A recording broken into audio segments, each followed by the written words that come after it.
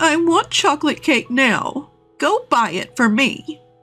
Lying in bed, feeling terrible, my crazy mother-in-law, Grace, demanded that I get her a cake right away. I finally lost it with this woman, who was making a racket above my head. Would you just shut up? Listen, I've got a month left to live. Go get your own damn cake, you idiot. My name is Olivia, and I'm 28 years old. I met my husband David through a friend, and we got married after dating for 3 years. We don't have any kids yet, but we're enjoying our time together. David's family owns a small factory with about 30 employees. They're doing pretty well in their area. The company was founded by my late father-in-law, and I heard from David that it grew with the combined efforts of the employees. Now David's sister Sophia is running the company as the CEO. By the way, she's not married. Sophia has a knack for business, and the company's performance has improved recently. Must be Sophia's great communication skills, just like Mom, David said. Sophia was indeed friendly and approachable, even to me when we first met. I'm Sophia, your sister-in-law. I'm so happy to have such a cute sister. She grabbed my hand and said this with a wonderful smile. As someone who only has brothers, I was also happy to feel like I had gained a sister. So far, it sounds like I have nothing to complain about, but that's not the case. The problem is my mother-in-law. Our company has coffee breaks at 10 a.m. and 3 p.m., and I really hate those times. And here's why. Sorry, Olivia. I'm a bit tied up. Could you get Mom's coffee? When I hear that, my mood instantly drops. The family home is next to the factory, and my mother-in-law chose to retire and stay home after my father-in-law passed away. However, she seemed to cherish this coffee break, saying, I've been waiting for you. So, Olivia, I wanted to talk to Sophia. She gave me a blatantly disappointed look. Naturally, she wasn't in a good mood, and as she was about to leave with a wry smile, she said, Hey, I have something to say to you, so sit here. And then she complains to me until the break is over. So, you've been married for 3 years and still no kids. What can I do? Having kids isn't something you can control. And if I stay quiet, she gets even more irritated. Why such a gloomy face? I wonder why David chose someone like you. Plus, given your parents, who knows how long you'll live? The sooner the better. She said that with a sigh. Hearing her say that, especially about my parents, really gets me down. And there's a reason for that. When David and I decided to get married and went to meet his family, this happened. What? You don't have parents? My mother-in-law looked shocked when I told her. Of course, it's not like I never had parents. My mom passed away from cancer when I was 10, and my dad died of a heart attack 10 years later when I was 20. My memories of my mom are vague, but my dad raised my brother and me all by himself. I deeply regret that he passed away before I could repay his kindness. When people hear about my situation, they usually look at me with pity and say, You must have had a hard time. But my mother-in-law was different. So, you might not live long either, huh? She actually said that. While I was stunned by her response, What a rude thing to say. How insensitive. My husband David said. Despite that, my mother-in-law kept grumbling, insisting it was an important issue. Should I reconsider this marriage? Just as I was thinking that, Sophia, who had been quiet until then, slammed her hand on the table and said, What are you talking about? Said so quietly, everyone in the room froze. Then my mother-in-law said, Right, Sophia, you agree with me, don't you? That's what she said. Sophia coldly responded, What? I told Mom, David chose Olivia himself, and she's wonderful. Why can't you support that? That's what she told my mother-in-law, with cold eyes. This seemed to shock my mother-in-law, who adores her daughter. From then on, she stopped making snide comments, except when we were alone.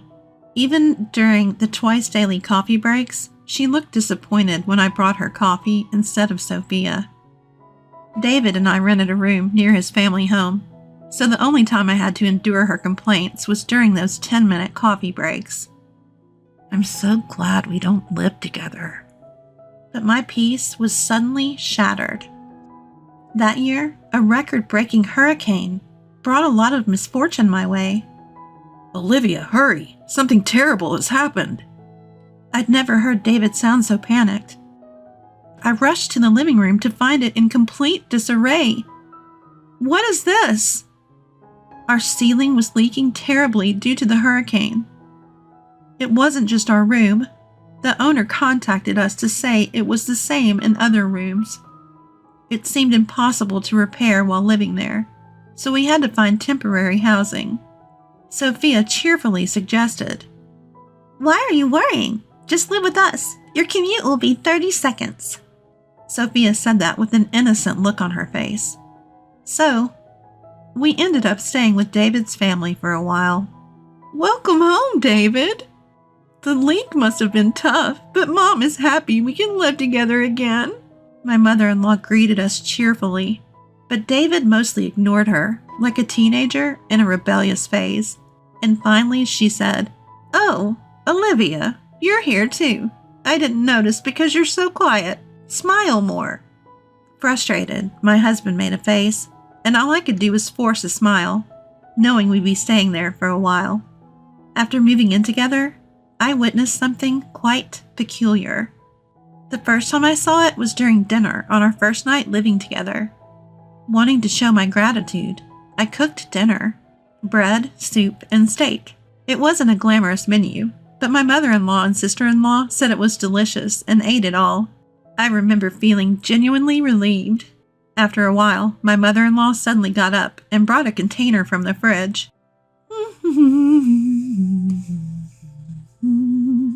Humming a tune, she opened it and piled a ton of its contents onto her steak. "Ugh, Mom, you're still eating that stuff?" My husband sitting next to me looked disgusted. Sophia, my sister-in-law, rolled her eyes and said, "She won't stop, no matter how many times I tell her. I've given up." She then burst into laughter. At first, I couldn't tell what was on top of the steak. Upon closer inspection, I realized it was jam. While sweet sauces on meat aren't unheard of, adding jam to a seasoned steak was just bizarre. "When you eat something salty, you crave something sweet, right? That's why," she said, looking quite pleased with herself. Honestly, it gave me heartburn just watching her. For the record, I'm not a fan of sweet sauces on meat. "Come on, Olivia, why don't you try it? It's delicious," Mother-in-law said, turning to me for the first time. I didn't want to eat it either, but I forced a smile. Apparently, that wasn't the reaction she was hoping for. "I'm recommending it for a reason. You might live longer if you follow my example." With that parting shot, she retreated to her room. I was left speechless as she stormed off. My husband and sister-in-law apologized, saying, "Sorry." "Sorry. Mom's at it again with her nonsense." Apparently, mother-in-law has a serious sweet tooth and doesn't feel her day is complete without eating a cake. Amazingly, her annual health checkups always come back normal. Come to think of it, she's always eating cake during our 3 p.m. coffee breaks. I remember that. I like cake too, but not every day. It would get monotonous. And what about blood sugar levels? I've always been cautious about my health, especially since both my parents had short lifespans. So mother-in-law's jam steak was quite a shock. "Wait, does Sophia buy the cake every day?" Caught off guard, Sophia admitted. "Yeah, she makes me go buy it. She says it's embarrassing for her to do it herself. Thanks to that, I've become good friends with all the local cake shops." Sophia said, laughing. Watching this, my husband David said, "Sophia, this isn't a laughing matter. Mom's getting older. She needs to start caring about her health. I've always left it to Sophia to deal with Mom, and I feel bad about it. With that, my husband continued to look exasperated. Well, I think you guys will have to help out more from now on, Sophia said with a cheerful face, and I braced myself for more interactions with mother-in-law. Living with my in-laws made my commute much shorter, so I took the initiative to do household chores before and after work. I tried to engage my mother-in-law in conversation, but she often gave me the cold shoulder or outright ignored me. Despite that, she never missed an opportunity to complain about the kids during our coffee breaks. Since moving here, I've had more bad days. Must be the stress. My spirits were low. My husband noticed and offered multiple times to go to the doctor with me. Let's move out and stay at a hotel temporarily, he suggested, but I declined because it felt like a waste of money and the nearest hotel was still a bit far. Then, the worst thing happened. A business trip for a whole week? I was speechless at the news from my husband. The reason for my despair? Sophia, my sister-in-law, would be going too, meaning I'd be alone with mother-in-law. Yes, I'm saying that. My husband offered to take me with him, but I thought it's just a week. I hope I can handle it, especially since I still wasn't feeling well. On the day they left, Sophia sent me a mother-in-law survival guide to my phone. If anything happens, just feed her cake and you'll be fine. I couldn't help but laugh. The list included local cake shops and mother-in-law's favorite cakes from each. For someone like me, who was bracing for a tough week, this info was a godsend. In a week, our home renovations would be done, and we could move back. I thought I could manage, but that optimism crumbled on the first night.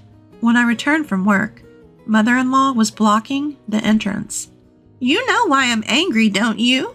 No, I don't. I'm not psychic. Losing patience, mother-in-law snapped.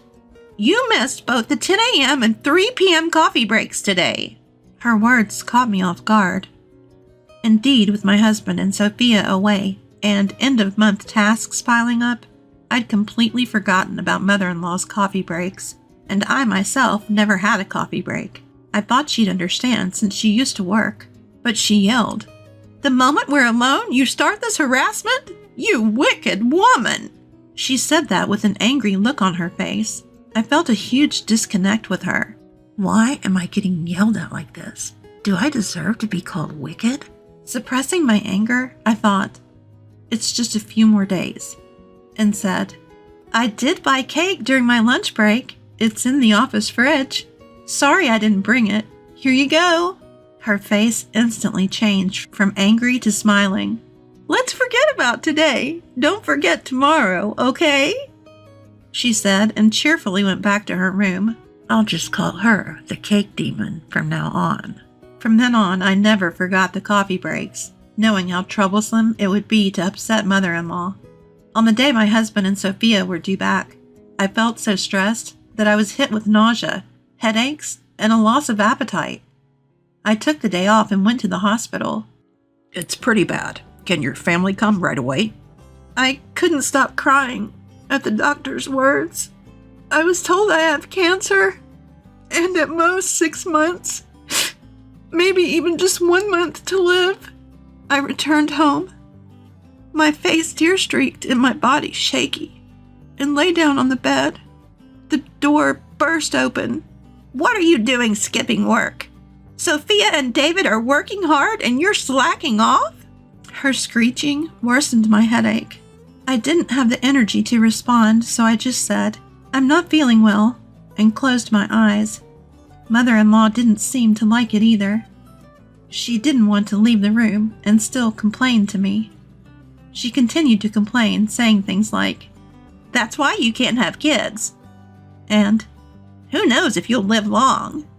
I just kept silent, pretending to sleep. I pretended to be asleep. Then, out of nowhere, she asked about today's coffee break. Is she really this stupid? I thought, opening my eyes to see her standing over me. Grace, I'm sorry. I'm not feeling well enough to go shopping today. Could you please? She cut me off. I don't care. I want chocolate cake now. Go buy it. You're probably faking it. She screamed at me louder than ever. My frustration exploded at the woman in front of me who was selfish like a child. Shut up. Listen to me. I have 1 month to live. Go buy your own damn cake, you idiot.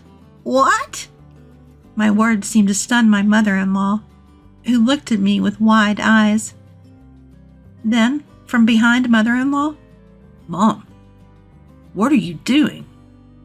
And Olivia, what do you mean by 1 more month? My husband with a pale face and my sister-in-law, who looked equally concerned, were standing there. Weren't you coming back tomorrow?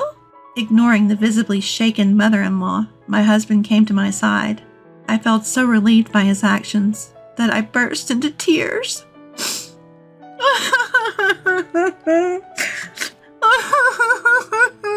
I can't take it anymore. The doctor says it might be cancer, and I'm not feeling well, but you keep nagging me to go buy cake. Enough is enough. Stop bothering me about the kids, too. Just leave me alone, you idiot. I let out all my resentment towards mother-in-law while crying.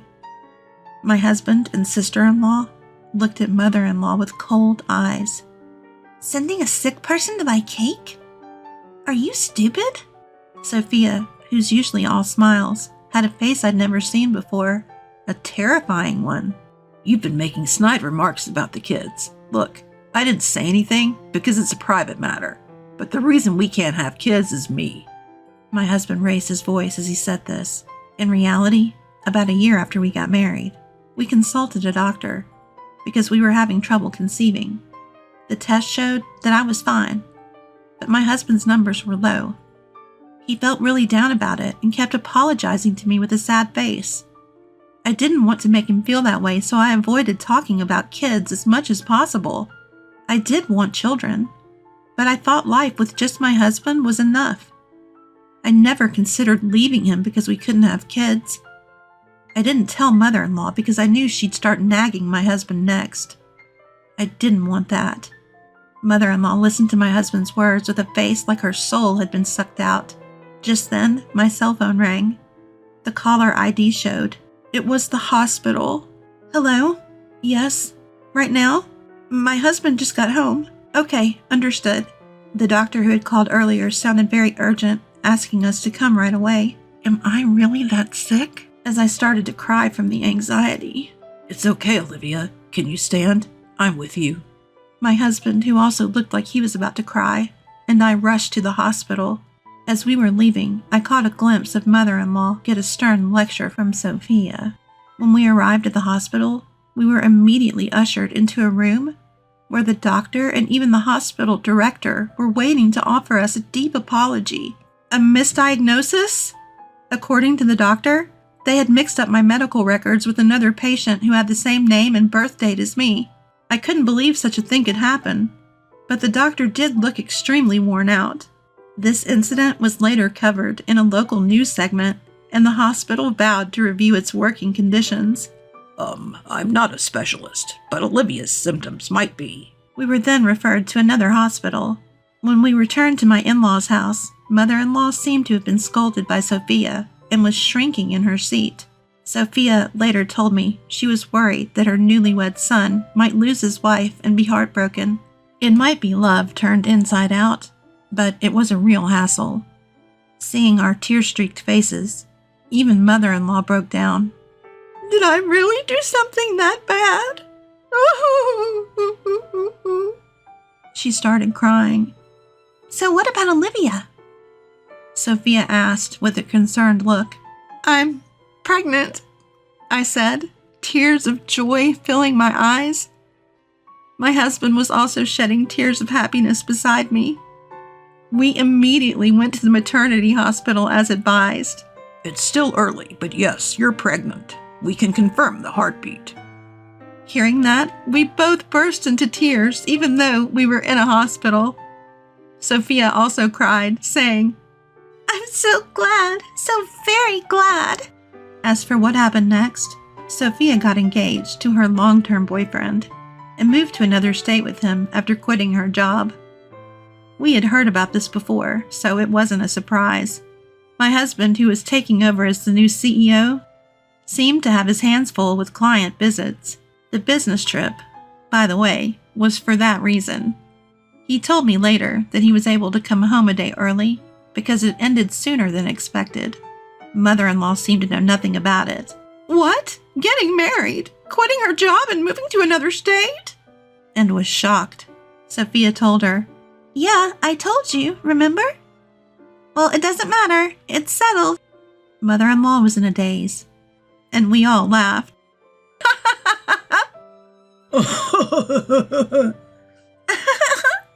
We returned home to find our leaky roof repaired and our room looking brand new.